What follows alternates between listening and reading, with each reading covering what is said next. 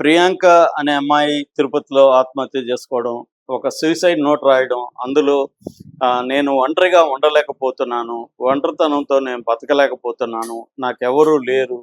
నేను ఈ లోకంలో జీవించలేను అని జెప్పి ఆమె నా ఆత్మహత్యకి ఎవరు కారణం గాదు అని జెప్పి ఆమె ఒక ఆత్మహత్య లేఖ గూడా రాసి చనిపోయింది. ఇదిప్పుడు షాకింగ్‌గా ఉంది. ఎందుకంటే అమ్మాయి అందంగా ఉంది. ఫోటోల్లో చూస్తే చాలా హ్యాపీగా ఉంది. సో, ఇంత అందమైన, హ్యాపీగా ఉన్న అమ్మాయి ఎందుకు ఇలా జేసుకుందని అందరూ షాక్ అవుతున్నారు. అసలు ఆమె నేపథ్యం ఏంటి? ఆమె ఇలా చేసుకోవడానికి కారణాలు ఏంటి? దీన్ని ఎలా అర్థం జేసుకోవాలి? ఇలాంటి వాళ్ళు మన మధ్య ఉన్నప్పుడు దాన్ని మనం గుర్తించి వాళ్ళకి ఎలాంటి హెల్ప్ చేయాలి? ఈ విషయాల గురించి మనం మాట్లాడుకుందాం. సో, ఈ అమ్మాయి పేరు ప్రియాంక, 30 ఏళ్ళు. ఈ అమ్మాయి ఒక ఇరిగేషన్ డిపార్ట్మెంట్‌లో గవర్నమెంట్ జాబ్ ఏర్‌పేడ్ అని తిరుపతికి, కాళహస్తి మధ్య ఏర్‌పేడ్ అని ఉంటది. ఆ ఏర్‌పేడ్‌లో ఇరిగేషన్ డిపార్ట్మెంట్‌లో జాబ్ చేస్తుంది. అయితే ఈ అమ్మాయి చిన్నప్పుడే, అంటే 6 సంవత్సరాల వయసున్నప్పుడే వాళ్ళ నాన్న చనిపోయాడు. ఆ తర్వాత ఈ అమ్మాయికి జాబ్ వచ్చిన కొంతకాలానికి వాళ్ళ అమ్మ కూడా చనిపోయింది. సో, తల్లిదండ్రులు లేదు ఈ అమ్మాయికి. అయితే ఈ అమ్మాయి గత కొంతకాలంగా డిప్రెషన్‌లో ఉందని చెప్తున్నారు. దానికి ప్రధాన కారణం తల్లిదండ్రులు లేకపోవడం ఒకటైతే, రెండవది ఈ అమ్మాయి ఒక అబ్బాయిని ప్రేమించింది. ఆ అబ్బాయి కూడా బాగానే ప్రేమించాడు. అయితే వీళ్ళిద్దరివి వేరు వేరు కులాలు.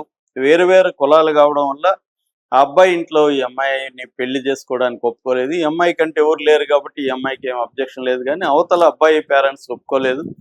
ఆ అబ్బాయి కూడా ట్రై చేశాడు వాళ్ళ పేరెంట్స్ని కన్విన్స్ చేయడానికి, కానీ వాళ్ళు ఒప్పుకోకపోతేసరికి ఆ ఇష్యూలో వీళ్ళిద్దరి మధ్య గొడవలు పెరిగిపోయి బ్రేకప్కి దారి తీసింది. సో, అబ్బాయి ఈ అమ్మాయిని వదిలేసి తన అమ్మానాన్న తను వెళ్ళిపోయాడు.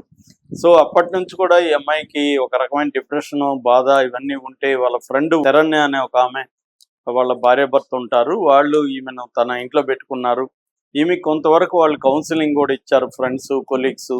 ఇవన్నీ మామూలే, మనం లైఫ్‌లో ముందుకెళ్ళాలి. నువ్వెంతో సాధించావు. గవర్నమెంట్ జాబ్ అంటే మామూలు విషయం కాదు. నువ్వు ఫోకస్ చెయ్యి, కెరియర్ మీద ఫోకస్ చెయ్యి అనేది వీళ్ళు చెప్పారు. కానీ ఈమె సడన్‌గా నిన్న ఈ అలిపిరి పోలీస్ స్టేషన్ దగ్గర తిమ్మనాయుడుపాలెం ఉంటది. అక్కడ వీళ్ళిద్దరూ, ఈ శరణ్య వాళ్ళ ఇంట్లో వాళ్ళిద్దరూ జాబ్స్‌కి బయటికెళ్ళిపోయినాక ఈమె ఊరేసుకొని లెటర్ రాసి పెట్టి చనిపోయింది. ఇది బేసిక్‌గా ఆమె స్టోరీ. అయితే దీన్ని మనం ఎలా అర్థం చేసుకోవాలి? ఆమె ఇలాగా ఎందుకు చేసింది? దీని వెనక ఏ కారణాలు పనిచేస్తాయి? మామూలుగా చూసుకున్నప్పుడు ఆమె గవర్నమెంట్ జాబ్ ఉంది, అందంగా ఉంది. సో, ఆమెకు ఫ్రెండ్స్ ఉన్నారు, కొలీగ్స్ ఉన్నారు. కాబట్టి ఏ రకంగానూ ఆమె ఆత్మహత్య చేసుకుంటదని ఎవరు కూడా ఊహించలేదు. ఆమెతో పనిచేసేవాళ్ళు గానీ, ఆమె గురించి తెలిసినోళ్ళు గానీ షాక్ అయిపోయినామని మీడియాకి చెప్తున్నారు. ఎందుకంటే ఆమె ఎప్పుడు చూసినా హ్యాపీగా కనిపించేది. గవర్నమెంట్ జాబ్ ఉంది, ఆమెకేం తక్కువ అని అందరూ అనుకున్నారు. కానీ సడన్‌గా ఆమె నేను లోన్లీగా ఉన్నాను, ఒంటరిగా బతకలేకపోతున్నాను అని చెప్పడం, దాన్ని ఎలా అర్థం చేసుకోవాలి అనేది కన్‌ఫ్యూజన్‌కి లోనవుతున్నారు. యాక్చువల్‌గా మనం గానీ అర్థం చేస్తే మామూలుగా ఒంటరితనం అనేది 2 రకాలుగా ఉంటది. లోన్లీనెస్. ఒకటి ఫిజికల్ లోన్లీనెస్, 2 ఎమోషనల్ లోన్లీనెస్. చాలామంది ఒంటరిగా ఉంటారు గానీ వాళ్ళకి ఎమోషనల్ లోన్లీనెస్ ఉండదు. వాళ్ళేందంటే ఏదో ఒక దాంట్లో ఎంగేజ్ అవుతారు. ఏదో ఒక యాక్టివిటీలో ఉంటారు, చదువుకుంటారు, లేకపోతే వాళ్ళకేవో గోల్స్ ఉంటాయి, లేకపోతే డిజైర్స్ ఉంటాయి. వాటిలో వాళ్ళు ఫుల్ బిజీగా ఉంటారు. ఒంటరిగా ఉండేది ఫిజికల్‌గా ఒంటరిగానే ఉంటారు. ఒంటరిగా రూమ్ తీసుకొని, నాకు తెలిసి నా ఫ్రెండ్స్ చాలామంది బ్యాచిలర్స్ ఒంటరిగానే ఉంటున్నారు. వాళ్ళెవరు సూసైడ్ మెంటాలిటీ ఏమి లేదు వాళ్ళకి. హ్యాపీగా ఉంటున్నారు వాళ్ళు. ఇంకా పెళ్ళైన వాళ్ళని చూసి వాళ్ళు జాలి పడుతున్నారు కుటుంబాలను చూసి. మేము హ్యాపీగా ఉంటున్నాం, మాకు ఫ్రీడమ్ ఉంది, అది ఇది అని చెప్తున్నారు. ఎందుకంటే వాళ్ళు ఏదో ఒక దాంట్లో ఇన్వాల్వ్ అయినారు. వాళ్ళు డిజైర్స్ ఉన్నాయి, దాన్ని పర్స్యూ చేస్తున్నారు, డబ్బులు సంపాదించుకుంటున్నారు. దాంతో వాళ్ళు హ్యాపీగా లైఫ్‌ని చేస్తున్నారు. వాళ్ళు కలవాలనుకున్నప్పుడు వేరే వాళ్ళని కలుస్తున్నారు. మళ్ళీ ఒంటరిగా ఉండాలనుకున్నప్పుడు వాళ్ళ వాళ్ళ వాళ్ళ ఇళ్ళల్లో వాళ్ళు ఒంటరిగా ఉండిపోతున్నారు. అలాగే ప్రపంచవ్యాప్తంగా ఒంటరి బ్యాచ్ అనేది బాగా పెరిగింది. వీటిని ఇండివిడ్యువేటెడ్ హ్యూమన్ బీయింగ్‌నెస్ అంటారు.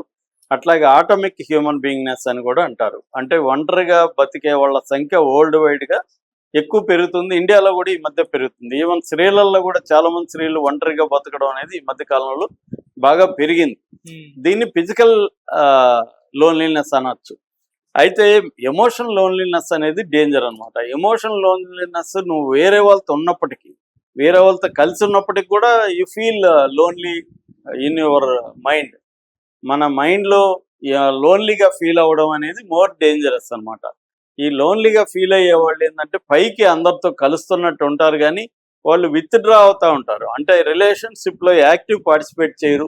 వాళ్ళు రోజుల తరబడి ఫోన్‌లు చేయరు. ఎవరైనా ఫోన్ చేస్తే తీయొచ్చేమో గానీ, వాళ్ళు ఫోన్‌లు చేయరు, మెసేజ్‌లకి రిప్లైలు ఇయ్యరు. సమాజంలో వివిధ ఫంక్షన్‌లకెళ్ళడం కావచ్చు, లేకపోతే బంధువులతో కలవడం, ఫ్రెండ్స్‌తో కలవడం ఇవన్నీ చేయరు. చేసినా నామకే వాస్తే ఏదో అటెండెన్స్ లాగా వెళ్తారు తప్ప ఇన్వాల్వ్ కారు దేంట్లో. ఒక ఎమోషనల్లీ డిటాచ్డ్‌గా ఉండిపోతారనమాట. ఈ అమ్మాయి పరిస్థితి చూసినప్పుడు ఈ అమ్మాయికి ఏందంటే తండ్రి పోవడం చిన్నప్పుడు పెద్ద షాక్. ముఖ్యంగా ఆడపిల్లలకి తండ్రితో మంచి రిలేషన్‌షిప్ ఉంటది. తండ్రి ఒక సెక్యూరిటీ ఫిగర్‌గా ఉంటాడు. అలాంటిది తండ్రి చనిపోయినప్పుడు ఈమె ఖచ్చితంగా బాగా సఫర్ అయి ఉంటది. దాని తర్వాత తల్లి చనిపోవడం. తల్లి చనిపోయేసరికి ఇంకా అసలు ఉన్న ఒకే ఒక ఎమోషనల్ బాండ్ అనేది కూడా పోయింది. పోయినప్పుడు సరే 2 తల్లిదండ్రులు లేని ఒక అమ్మాయి ఎవరి మీద డిపెండ్ అవుతుంది? ఫ్రెండ్స్ మీద లేకపోతే లవ్ మీద.